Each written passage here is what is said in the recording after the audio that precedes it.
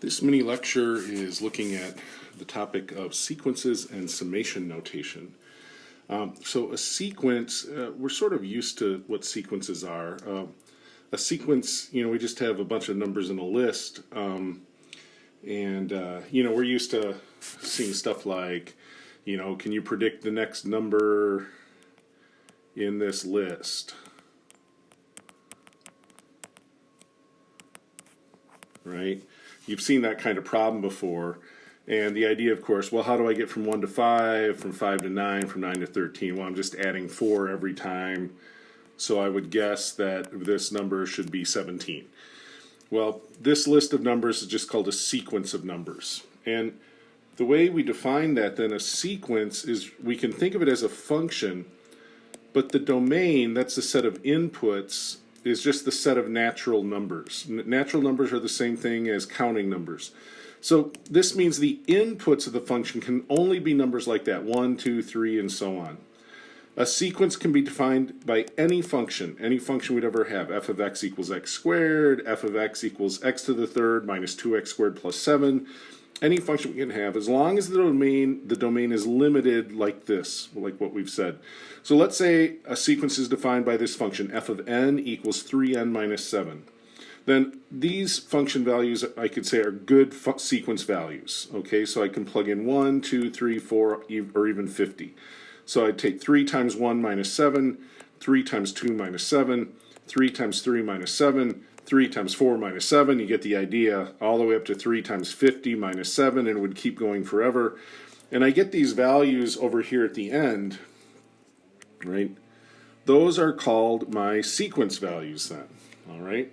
Now, we can't do something like take f of 1/2, f of negative 1, or f of the square root of 2. Those would not be sequence values. I could evaluate the function at those numbers, but they wouldn't be part of the sequence. Okay, so I use this notation a sub n. That's used to refer to the nth term of a sequence. So here I could say a sub n is equal to f of n, right? This is my function. So here we have a sub n is equal to 3n minus 7. That's this pattern I was doing. So if I have a sub n, we call them the general term of the sequence. If I want to talk about the whole sequence, I put that in these set brackets. And so the whole sequence would be a sub 1, a sub 2, a sub 3, a sub 4, and so on. So I'd get these values that I've circled up here. Negative 4 is a sub 1, the first term in the sequence. Negative 1 is a sub 2, that's the second term in the sequence. 2 is a sub 3, 5 is a sub 4, and so on. So a sequence, having this idea of the domain be the natural numbers, just means I definitely have a first value, a second value, a third value, a fourth value, and so on, because they correspond to the counting numbers 1, 2, 3, and 4. So down here, example 1, write the first 4 terms of the sequence with the general term a sub n. So if I want the first 4 terms, I'm just going to let n go from 1 to 4. So if I plug in 1, I get 2 times 1 plus 5. That would be 2 plus 5, or 7. If I plug in 2, I would get 2 times 2 plus 5. That would be 4 plus 5, or 9. If I plug in 3, I would get 2 times 3 plus 5. 6 plus 5 would be 11. And a sub 4 would be 2 times 4 plus 5. That would be 8 plus 5, or 13. So my first 4 terms are 7, 9, 11, and 13. For part B here, if I'm going to do a sub 1, then that's going to be negative 1 to the first power over 2 to the first power minus 3. So that's going to be negative 1 over 2 minus 3. So that's going to be negative 1 over negative 1, which is going to be positive 1. If I'm going to find a sub 2, that's going to be negative 1 to the second power over 2 to the second power minus 3. Negative 1 squared is positive 1. I get 4 minus 3 in the bottom. So that's going to be 1 over 1, or 1. For a sub 3, I'm going to get negative 1 to the third over 2 to the third minus 3. So that's going to be negative 1 to the third. Negative 1 times negative 1 times negative 1 is negative 1. Here I get 8 minus 3. So that's going to be negative 1/5. And then a sub 4. I'm going to get negative 1 to the fourth power over 2 to the fourth power minus 3. Negative to an even power, that's going to be positive 1, 2 to the fourth, 2, 2, 2, 2, that's 16 minus 3, so that's 1/13. And to put them in order then, I've got a sub 1, a sub 2, a sub 3, and a sub 4. So my sequence, a sub 1 is 1, a sub 2 is 1, a sub 3 is negative 1/5, and a sub 4 is 1/13. That wouldn't be a kind of sequence you'd be able to guess what's next, right? We can guess what's next in part A here. It's pretty easy to see the pattern. We're just adding 2 every time. It's not so easy to see this pattern. But that's a nice thing about a sequence. If we know the underlying function, we can find all of the terms. There's one other way we sometimes define sequences with something called a recursion formula. So in the sequences we looked at in example 1, each term was defined in terms of this value n. That's the number of the term in the sequence, right? So if we want the first term, we let n equal 1. If we want the 13th term, we would let n equal 13. But sequences can also be defined with this thing called a recursion formula. That defines each term of the sequence in terms of one or more previous terms in the sequence. So here, write the first 4 terms of the sequence in which a sub 1 equals 2. So that's like a starting value, right? We know the first term in the sequence.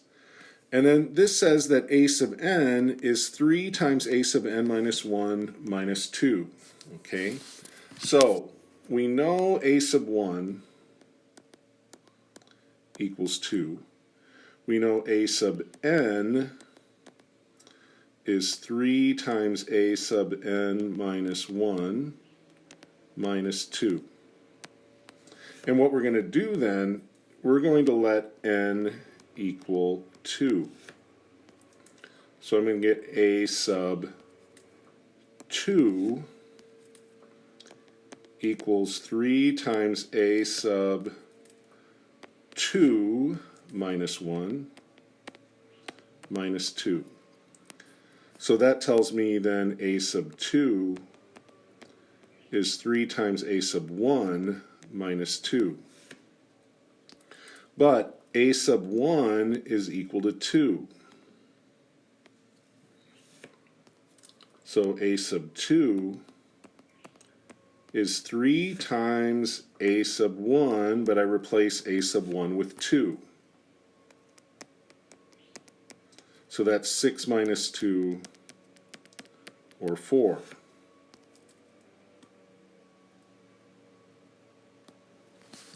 So how do I find a sub 3? Well, for a sub 3, I know a sub n equals 3 times a sub n minus 1 minus 2, and I'm just going to let n equal 3. So I get a sub 3 equals 3 times a sub 3 minus 1 minus 2. So that tells me a sub 3 is 3 times a sub 2 minus 2. But now I need to figure out what's a sub 2. Well, I've just figured that out. That's what I just did here. So I use the previous result to get the new result. That's what this idea of recursion is, right? To get a sub 2, I needed a sub 1. To find a sub 3, I need a sub 2. When I find a sub 4, I'm going to need this result from a sub 3. So what do we get here then for a sub 3? 3 times a sub 2. A sub 2 was 4. So that's 12 minus 2, or 10. All right. And then finally, to get a sub 4, I'm not going to write it all out like I did before. It's always just what this says: to get the next term, take 3 times the previous term, right? I go from n to n minus 1. I go from 10 to 9, from 4 to 3, from 2 to 1. I always go back to the previous term.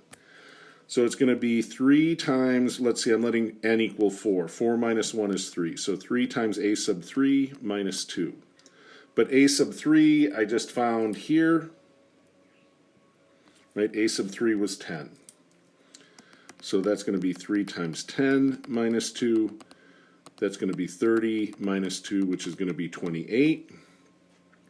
And so if I look at all of these terms I've got circled here, those are my 4 terms. My first term was 2, my second term was 4, my third term was 10, and my fourth term is 28.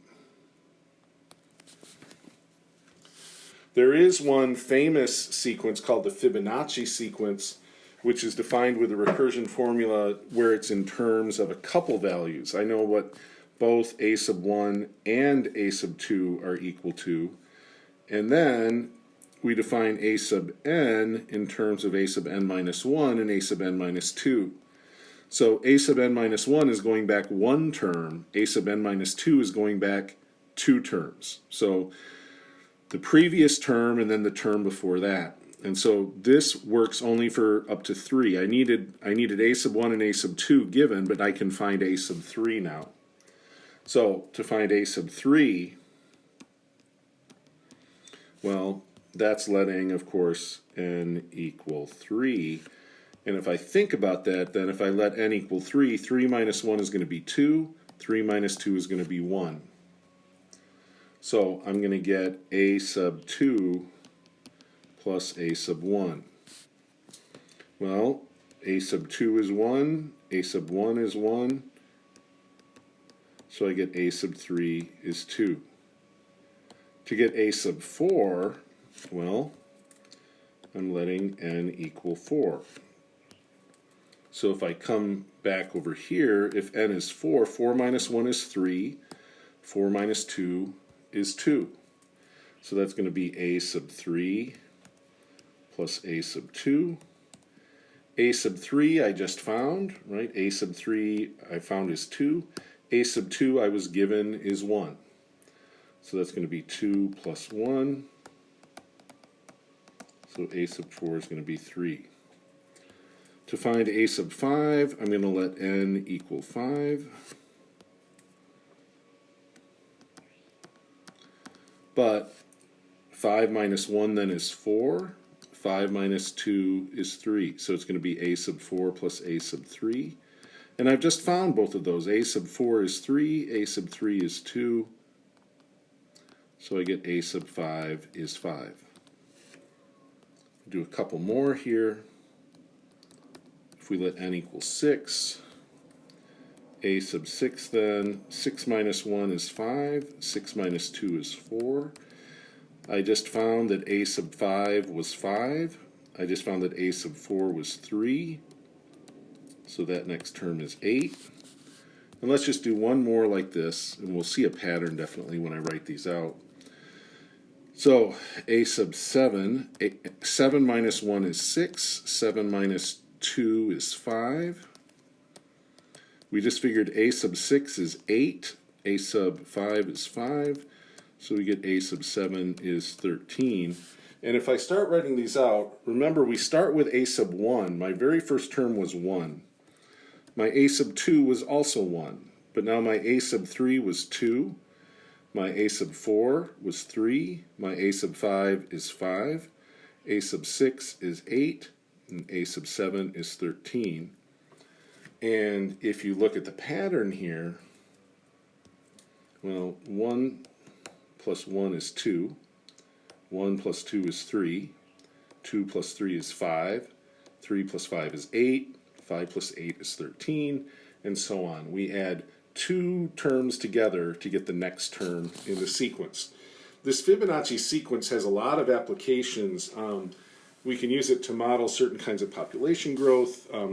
Fibonacci numbers, the terms in this sequence, appear when you do stuff like you look at a sunflower, a huge sunflower that's produced seeds. The seeds are formed in a spiral. And if you take diagonals down lines of the spiral, you end up counting this number of seeds and stuff like that. So the Fibonacci sequence occurs naturally in the real world. It's also used for stuff in Greek architecture and classical sort of art. There's this thing called the golden ratio, and if you Google search that, you can find out a lot about it. And what happens if we take one of these terms in the sequence and we divide by the previous term, so 13 over 8, that's relatively close to that golden ratio. And as we go farther and farther out in the sequence, the ratio of terms becomes a better and better approximation to what that golden ratio is. So if I got the next term, 8 plus 13 is 21, 21 divided by 13 is an even better approximation than 13 divided by 8, or certainly 8 divided by 5. So as I keep going in this sequence, I get better and better approximations for this golden ratio. Now, when we're doing these kinds of calculations, there's a special type of product that has many applications. We multiply consecutive natural numbers together. So like 1 times 2 times 3 times 4, that kind of thing. There's a special notation then called factorial notation that's been developed. So n has to be a natural number, like 1, 2, 3, and so on. So if I have n with an exclamation point, that doesn't mean I'm really excited about n. We read that n factorial. It's the product of all the natural numbers less than or equal to n. So if I n factorial, I always start with n, and then I go down by 1, go down by 2, go down by 3, until I get to 3 times 2 times 1, and then I stop. And I just multiply all those together. Now that's only good if I start with n equal 1. If I start with n equals 0, something weird happens. We say 0 factorial has to equal 1. We'll sort of see why we have to do that in section 8.5. So this seems like a weird definition, but it's necessary. Now, you might have a calculator that has a factorial button. On some Texas Instrument calculators, you have to hit a math button or a PRB button or something like that to see the factorial. It will do factorials if we need to. But here's an example. We're going to usually have fairly small factorials, so it's not going to matter if you can't figure out how to get your calculator to work. So the first 4 terms, if I do a sub 1, I let n equal 1, I get 3 to the 1 over 1 minus 1 factorial. Well, 3 to the 1 is 3. 1 minus 1 is 0. But we just said that 0 factorial is equal to 1, so that result would be 3. A sub 2 then would be 3 sub 3 to the second power, and I'd get 2 minus 1 factorial. So that's 9 over 1 factorial. But 1 factorial is just 1. We multiply by 1 by all the numbers less than it. Well, there is no natural number less than 1, so I just stop there. For a sub 3, I'm going to get 3 to the third power over 3 minus 1 factorial. So that's going to be 27 over 2 factorial. Here we finally get a little bit of calculation. 2 factorial will just be 2 times 1. And 2 times 1 is just 2, so my answer is 27 halves. And then a sub 4 will be 3 to the fourth over 4 minus 1 factorial. So 3 times 3 times 3 times 3 is 81, divided by 3 factorial. That's 81 divided by 3 times 2 times 1. That would be 81 over 6. And it turns out I can divide top and bottom here both by 3. So I get 27 over 2 again. I can get the same term in a sequence more than once. So my sequence starts 3, then 9, then 27 over 2, and then 27 over 2 again. Those would be the first 4 terms of this sequence.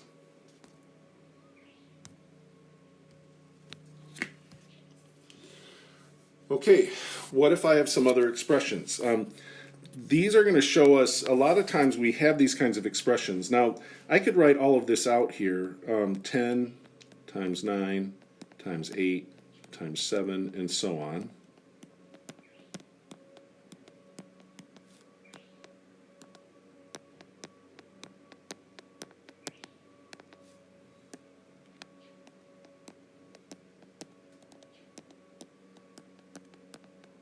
So I just multiply out all the numbers, starting with my factorial, starting like with 10 on the top and 6 with the bottom, and then all the natural numbers less than it.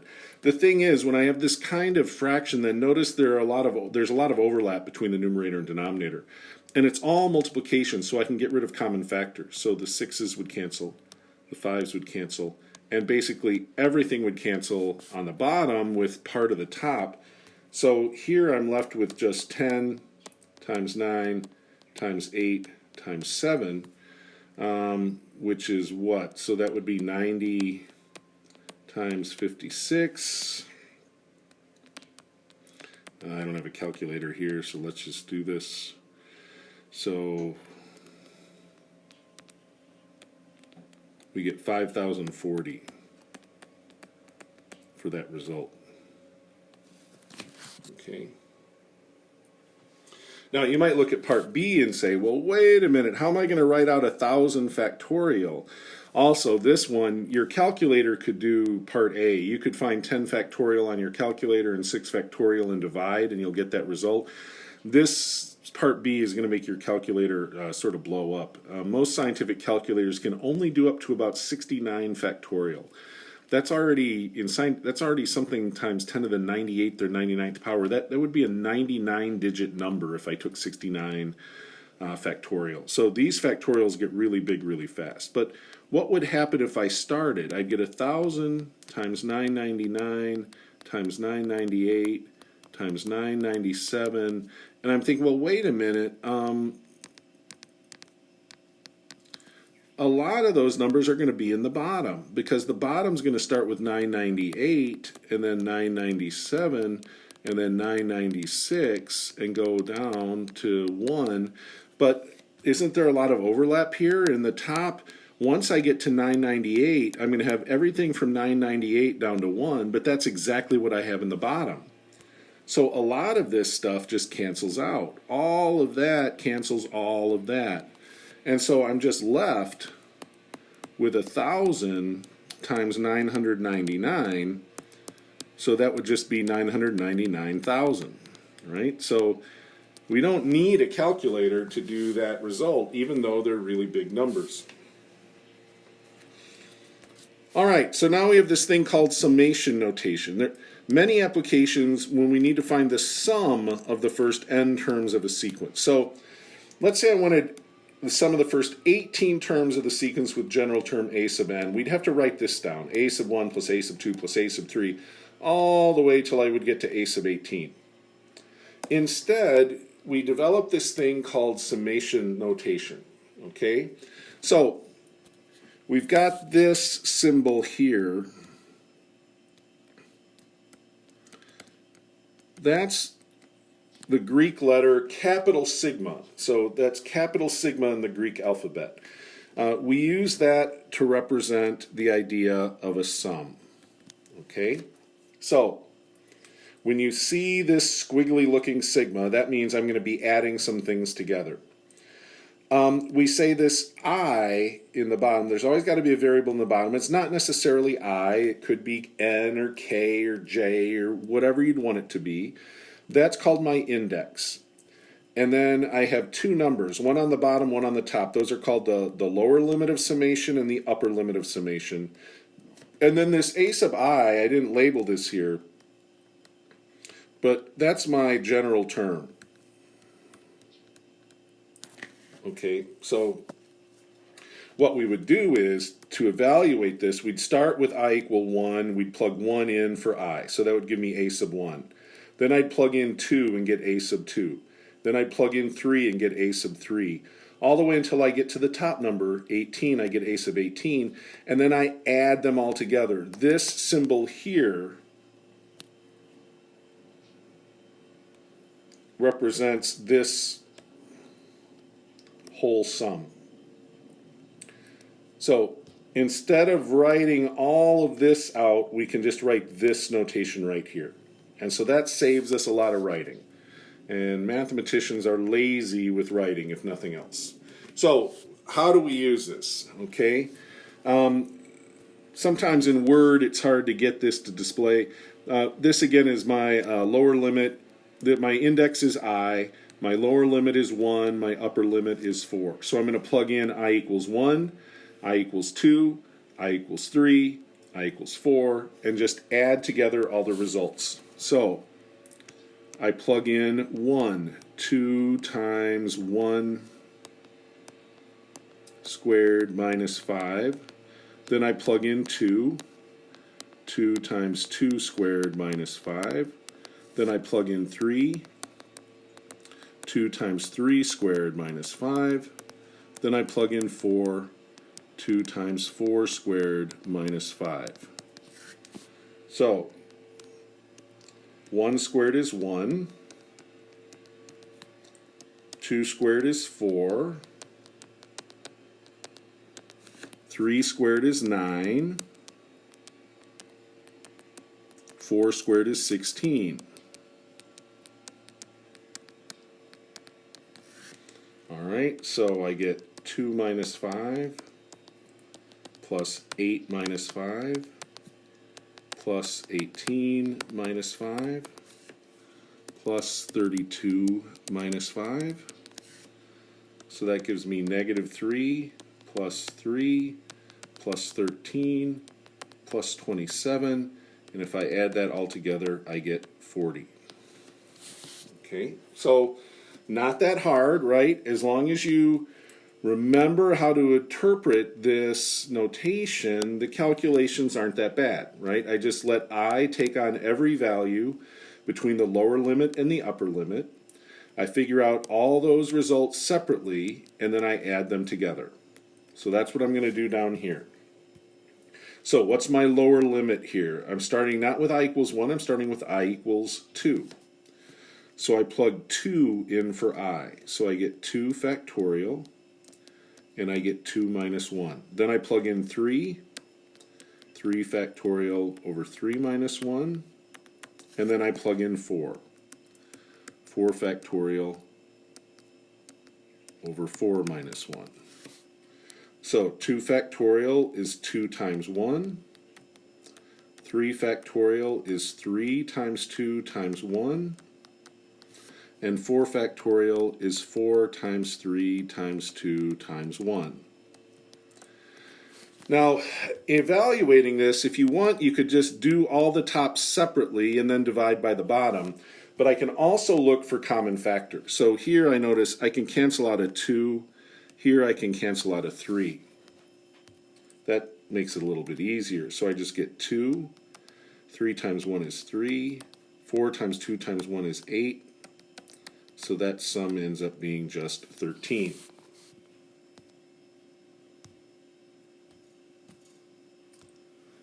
Now here, write each sum using summation notation.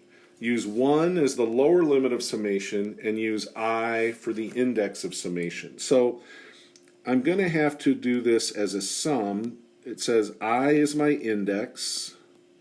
My lower limit is 1. What I want to look at is there something here that's starting with 1 and then increasing every time? Because remember the way this summation works, I start with 1 and then I go to 2 and 3 and 4.